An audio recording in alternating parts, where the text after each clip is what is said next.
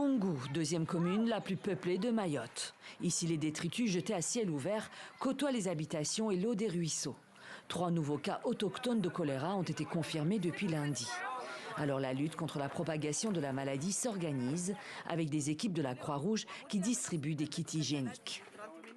Madame, on vous remet un kit hygiène avec à l'intérieur un jerrycan avec un robinet. Vous avez un seau avec un couvercle, du gel hydroalcoolique pour désinfecter les mains. On remet des kits hygiène à la population en fait pour leur expliquer comment stocker l'eau à domicile. On leur remet aussi des aquatables, c'est pour traiter l'eau à leur domicile parce qu'on sait qu'à Koungou, beaucoup de personnes utilisent l'eau de la rivière, l'eau du puits ou l'eau de la pluie. Saïd Abdallah habite le quartier Jamaïque et vient de récupérer son kit.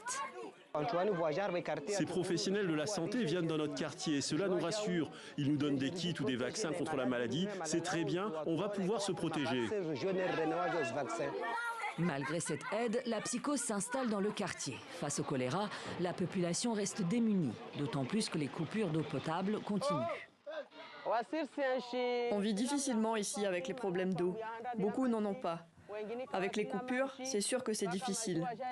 Des fois, il faut aller jusqu'à Kaweni pour trouver de l'eau.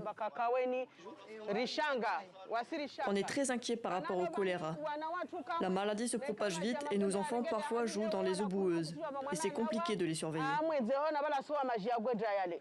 Pour stopper la propagation de la maladie, l'Agence régionale de santé multiplie les actions de prévention sur le terrain. Maraude avec des médiateurs, opérations de vaccination et centres de dépistage. Dès lors qu'on identifie un cas, on va à son domicile pour identifier les contacts, on les met sous médicaments, sous antibiotiques pour arrêter la transmission de la bactérie et ainsi d'éviter la transmission de la bactérie plus tard sur le territoire de Mayotte. Le centre hospitalier de Mayotte a ouvert une deuxième unité de choléra à Dzoumogné dans le nord. À ce jour, on dénombre une trentaine de cas confirmés de choléra et aucun décès à déplorer à Mayotte.